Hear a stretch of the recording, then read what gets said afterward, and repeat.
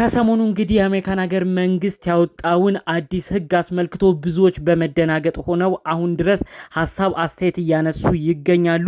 እንግዲህ የሰሞኑን ህግ ብዙዎቻችሁ አዳምጣችሁታል ብዬ አስባለሁ። በአሜሪካን ሀገር እንግዲህ ለጊዜያዊ ቪዛ አመልክተው በትምህርት፣ በስራ፣ በጉብኝት አሜሪካን ሀገር ገብተው እንግዲህ ከአሜሪካን ሀገር መውጣት ሳይፈልጉ ቀርተው እዛው ግሪን ካርድን እየጠየቁ እዛው ለመኖር አፕላይ እያደረጉ የነበሩ ሰዎች ነበሩ። ታዲያ ይህንን አሰራር ነው የአሜሪካን ሀገር መንግስት እና የስደተኞች ኮሚቴ ሙሉ በሙሉ በማስቀረት አንድ ሰው ከተሰጠው የቪዛ ጊዜ ቆይታ በኋላ መቆየት ከፈለገ ይሄን አፕላይ ማድረግ የሚችለው እዛው አሜሪካ ሆኖ ሳይሆን እዚህ በፊት ወደ መጣበት ሀገር ተመልሶ ነው በድጋሚ ግሪን ካርድን ጠይቆ አመልክቶ ሲፈቀድለት መመለስ የሚቻለው። አለበለዚያ ግን ለጉብኝት ብሎ መጥቶ የጉብኝት ቪዛ ከተመታለት በኋላ አሜሪካን ሀገር ገብቶ እሱ ግን በቋሚነት መኖር እፈልጋለሁ ቢል አይቻልም። በትምህርትም በስራም ብሎ ብቻ ባጫጭር ቪዛዎች መጥቶ ይህንን የቋሚ ነዋሪነት የሚጠይቅ ሰው ከእንግዲህ አይሰጠውም፣ ወደ መጣበት ሀገርም ይመለሳል ብለው ነበረ። እንግዲህ ይህ ሚሞ ነው የወጣው። ሚሞ ወደ ፖሊሲ እስኪቀየር ድረስ የተለያዩ ክርክሮች ያጋጥመዋል ተብሎ ከወዲሁ ተጠብቋል። ከዚህ ጉዳይ ጋር አያይዘው ደግሞ በአሜሪካን ሀገር የሚኖሩ የተለያዩ ስደተኞችን የሚረዱ የሀገራችን ልጆች የህግ አማካሪ ባለሙያዎች እንግዲህ ከባባድ መልእክት ከሰሞኑ እያስተላለፉ ይገኛል። ከሰሞኑ እየወጣው ባለው ህግ አሜሪካን ሀገር ውስጥ ያለም ሰው እንዲሁም ደግሞ ገና ወደ አሜሪካን ሀገር ለመምጣት የሚያስብ ኢትዮጵያም ያለም ሰው በስፋት ከሰሞኑ የምናስተላልፋቸው መልእክቶች ሊሰማ ግድ ይላል እያሉ እንግዲህ የተለያዩ ጠቃሚ መረጃዎችን እያስተላለፉ ይገኛሉ። ከዚህ ጉዳይ ጋር አያይዞ ዛሬም ጠቅለል ባለመልኩ አሜሪካን ሀገር ስለሚገኙ የሀገራችን ልጆች መስማት ስላለባቸው ወሳኝ ነገር እንዲሁም ደግሞ ወደ አሜሪካን ሀገር ለማቅናት የሚያስቡ ከሰሞኑም ቪዛ እየጠየቁ የሚገኙ ሰዎችም ወሳኝ ማወቅ አለባቸው ተብለው ስለተነሱት አበይት ጉዳዮች ዘርዘር ባለመልኩ መረጃዎቹን ልናሰማችሁ ብቅ ብለናል። ሰላም ጤና ይስጥልን ውድ የሀገሬ ልጆች፣ በተለያዩ ዓለም ሀገራት የምትገኙ በያላችሁበት ሀገር ሰላማችሁ ይብዛልኝ።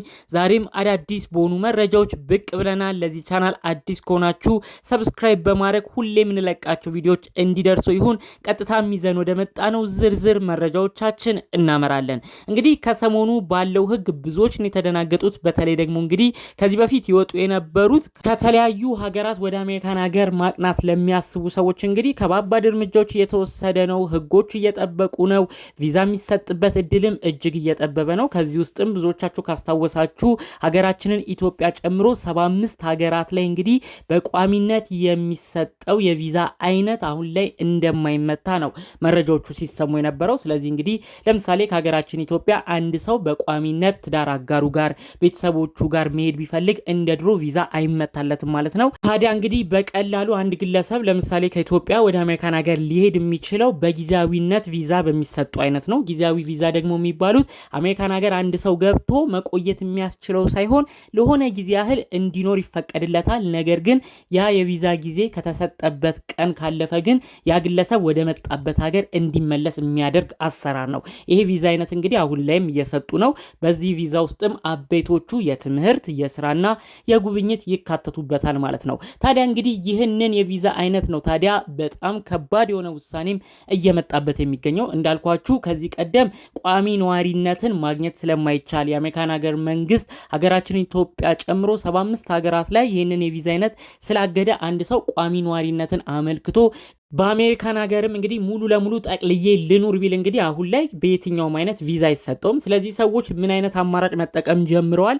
አሜሪካን ሀገር በቋሚነት ማግኘት ስላልቻልም ቪዛ በጊዜያዊ ቪዛ እናመልክት እያሉ ይገኛሉ። በጊዜያዊ ቪዛ ደግሞ እንግዲህ ሲሄዱ እንዳልኳችሁ የቀን ገደብ ይሰጣቸዋል። ያንን የቀን ገደብ እዛው አሜሪካን ሀገር ቆይተው ወዲያው ጨርሰው ካልወጡ የተለያዩ ህጎች ናቸው ደግሞ አሜሪካን ሀገር ላይ እየጠበቋቸው እንደሚገኝ አሁን ላይ አዳዲስ መረጃዎች እየወጡ የሚገኘው። እንግዲህ አሜሪካን ሀገር መንግስትም ያሳወቀው ይሄ ነው። አንድ ሰው ለጉብኝት ብሎ አሜሪካን ሀገር ከገባ ጉብኝቱን አጠናቆ በሰላም መውጣት ነው እንጂ ያለበት አሜሪካን ሀገር ቆይቶ ሌላ የመኖሪያ ፍቃድ መጠየቅ የለበትም። ለትምህርትም ብሎ ከመጣ ትምህርቱን አጠናቆ ከጨረሰ ወደ መጣበት ሀገር ሊመለስ ግድ ይላል እንጂ የተሰጠው የቪዛ አይነት ወደ አሜሪካን ሀገር እንዲገባ የተፈቀደለት የቪዛ አይነት የቋሚነት ስላልሆነ ወደ መጣበት ሀገር መመለስ አለበት። የወርክ ቪዛ ወይም የስራ ቪዛም ከተሰጠው እንደዚሁ ነው የሚታሰበው። ስለዚህ ከዚህ በፊት የነበረው የነበረውን አሰራር ሙሉ ለሙሉ ትተን አንድ ሰው በስራ በትምህርት በጉብኝት አሜሪካን ሀገር መጥቶ የቪዛ አይነቱን ወይም ስታተሴን ቀይሬ ቋሚ ነዋሪ መሆን እፈልጋለሁ ብሎ ከጠየቀ ሙሉ ለሙሉ ውድቅ ሆኖ ወደ መጣበት ሀገር ተመልሶ ነው ያን ነገር መጠየቅ ያለበት ብሎ ነው እንግዲህ ይህንን ህግ ጥብብ ያደረጉት ማለት ነው። እንግዲህ ከተመለከታችሁት አንድ ሰው አሜሪካን ሀገር ቪዛና ግሪን ካርድ የሚጠይቅበት ነገር በሁለቱም በኩል እየጠበበ የመጣ ነው የሚመስለው። እንግዲህ ቅድም እንዳልኳችሁ አንድ ሰው ቋሚ ነዋሪነት ስለማይቻል 75 ሀገራት ውስጥ ኢትዮጵያም ስለተካተተች ምን አይነት አማራጮችን ይጠቀማሉ? በጊዜያዊነትን አሜሪካን ሀገር ሄደው ጊዜያዊነት ቪዛቸውን ስታተሳቸውን ቀይረው ደግሞ ቋሚ ነዋሪ ነበር መሆን ይፈልጉ የነበረው።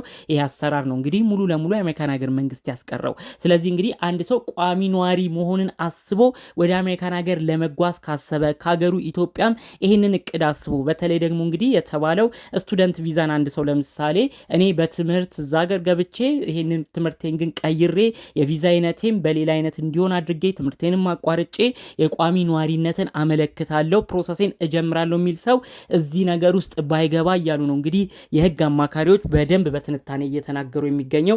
ምክንያቱም አሁን ላይ የስቱደንት ቪዛን አሁን አንድ ሰው አግኝቶ አሜሪካን ሀገር ገባ ማለት ስቱደንት ቪዛውን በደንብ እንዲጠቀምበት ትምህርቱን ብቻ እንዲከታተል ነው እንጂ ከዛ ውጪ ሌሎች አክቲቪቲ ሌላ ስራ ላይ ሁሉ ቢሳተፍ በጣም በከባድ ሁኔታ ነው ቁጥጥር ሁሉ የተጀመረው እያሉ ነው እንግዲህ መረጃዎቹ እየተሰሙ የሚገኘው ማለት ነው።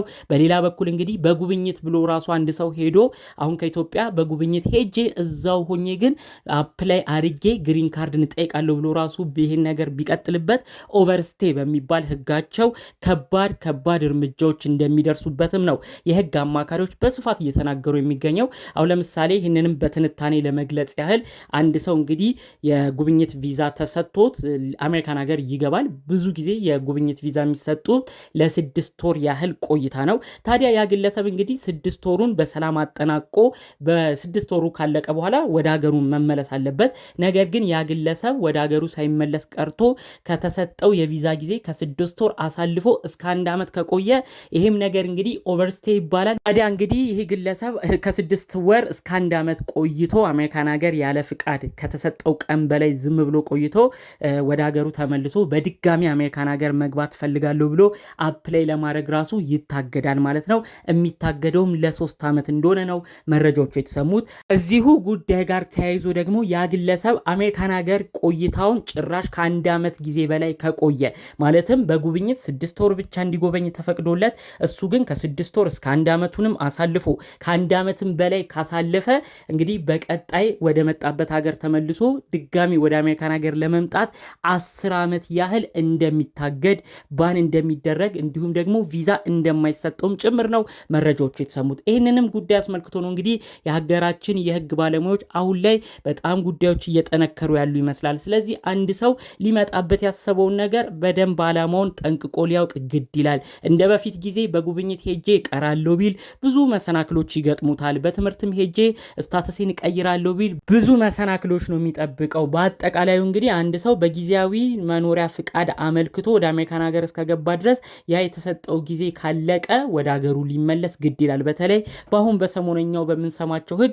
የተለያዩ ጦስ ይዞ ስለሚመጣ የወደፊት ሂስትሪውን ማለትም እንግዲህ አንድ ሰው ወደ ሀገሩ እንኳን ተመልሶ በድጋሚ አሜሪካን ሀገር ለመሄድ ቢፈልግ እንግዲህ ቅድም ያልኳቸውን ጥሰቶች ከጣሰ ድጋሚ ቪዛ የማግኘቱ እድል እየጠበበ እንደሚመጣም ጭምር ነው የህግ አማካሪዎች እየተናገሩ የሚገኙ። ስለዚህ አሁን ላይ በደንብ ህጎቹ ረቀቅ ብለው እስኪወጡ እኛም በደንብ መረጃዎቹ እስኪኖረን እንዲሁም ደግሞ የተለያዩ ማሻሻዎች እስኪደረጉ ድረስ አንድ ሰው በጊዜያዊነት አመልክቶ ወደ አሜሪካን ሀገር የሚመጣ ከሆነ ከፈቀደለት ጊዜ በላይ ባይቆይ መልካም ነው እያሉ ነው መረጃዎቹን እያደረሱን የሚገኘው ማለት ነው። በሌላ በኩል ደግሞ አሜሪካን ሀገር ሆነው የእኛስ የግሪን ካርድ ጥያቄ ምን ሊሆን ይችላል፣ ምንድነው ጣፋንታው ብሎም የተጨነቁ ወገኖቻችን አሉ። ይህን ጉዳይ አስመልክቶ የህግ ባለሙያዎች የህግ አማካሪዎች እንግዲህ ይህም ብለዋል። ከሰሞኑ እንግዲህ ብዙዎችን ያስደነገጠው የወጣው ሚሞ ነው። ያ ሚሞ እንግዲህ ወደ ፖሊሲ እስኪቀየር የራሱ ሂደቶች ይኖሩታል። አሜሪካን ሀገር ፌዴራል ኮርት ወይም ጠቅላይ ፍርድ ቤት ይህንን አዲስ አዲስ የወጣውን አስደንጋጩን ፖሊሲም እንዲቀለበስ ሊያደርጉ ይችላሉ።